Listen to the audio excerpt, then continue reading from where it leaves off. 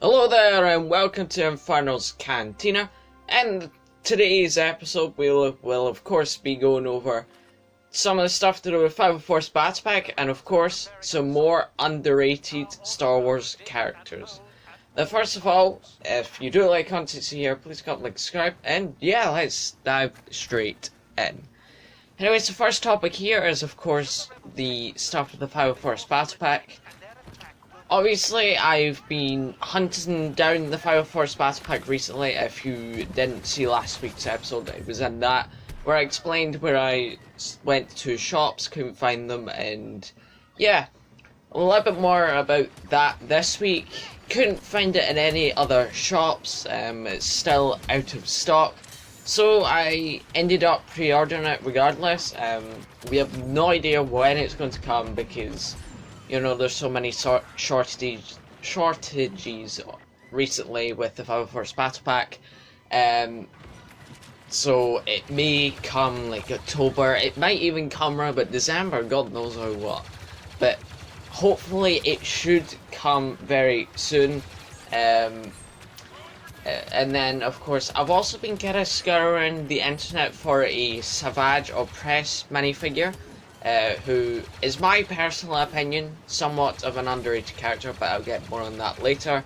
But the original minifigure came out in a Lego set from like 2011, 2012, and watching Clone Wars again recently, I kind of rekindled my love for Savage Opress and of course the Zabrak kind. So I've been scouring the internet, and actually turns out the actual minifigure is actually pretty cheap, surprisingly, because, you know, your expectations are, because it's that old or that rare. Well, it came in one set, by the way. It would be even more expensive, because if you look at Captain Rex from the Bark Speeder from like 2013, he goes for like over £100 or $100 nowadays, which is absolutely insane. It's quite crazy how expensive minifigures can get once they get retired. Another example is, of course, Ahsoka Tano. Ahsoka, all the Ahsoka minifigures just went up in value ever since Clone Wars Season 7. Obviously, they might go down in value with the new AAT, which is obviously released just now. So hopefully it should reduce the prices in those older Ahsoka minifigures.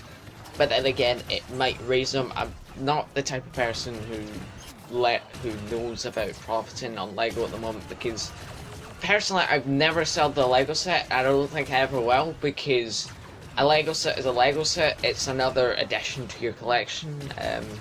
Quote from General Gerber's there.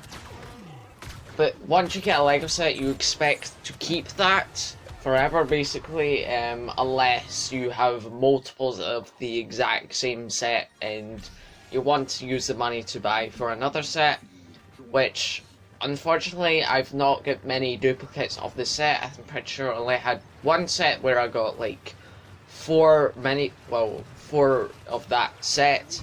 I'm pretty sure it was the First Order Battle Pack from like 2015 with the somewhat of a mini turret, and then of course a couple of the First Order crew members and at least one or two Stormtroopers.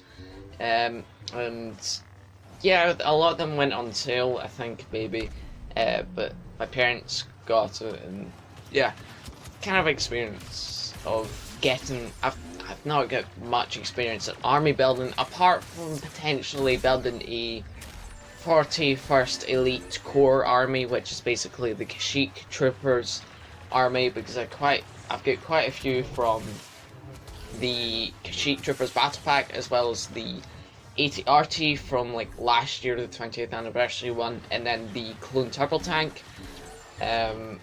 Speaking of army building, I might as well add this as another topic, but if you haven't seen one of BrickWizzy's newest videos, some guy on Instagram or something like that has made an insane army of 501st Troopers. He has collected over 200 battle packs with over 1,000 minifigures of the 501st Troopers, which has only been released for at least 2 weeks, which is absolutely incredible, especially for the fact that the battle pack has only been released in 2 weeks. I wonder how his army is going to turn out over the next couple of weeks, because like I said, 2 weeks to get 1,000 minifigures, it's just mind-boggling.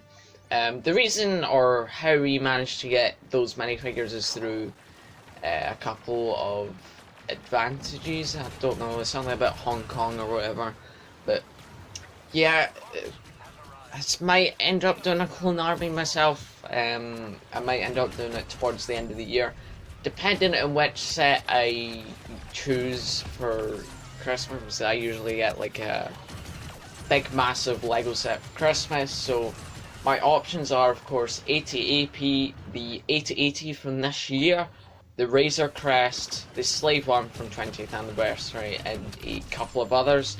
So I'm debating on which one to get. I think another one was the MTT, because recently I've been building a troop transport, which is, there's a picture of that on my Instagram, but obviously I wanted to make some sort of army, whether it be clone troopers or droids. At the moment I only surprisingly have run about 6 droids. One of them's obviously a security droid. And yeah, I'm hoping to eventually get a couple more with the 501st Battle Pack, and hopefully I should get a little bit more droids with that. Battle droids are really cheap, by the way, on Bricklink, etc., so maybe I should get a few from there. However, clone troopers are quite expensive to get. Even if it's like the 2008 Clone Wars one, it's still extremely hard to get. But yeah, going on to the third topic here is of course the underrated Star Wars characters. Personally, I think that Savage Opress is kind of underrated at times. He's often overlooked by Darth Maul. But other than that, that's going to be it for this episode. If you do like the content, or hopefully you did learn a little bit more about what happened this week so far, stay tuned for next week's episode, which should hopefully get a guest for next week. But yeah guys, that's going to be it from me. I'm Infernal. Peace out.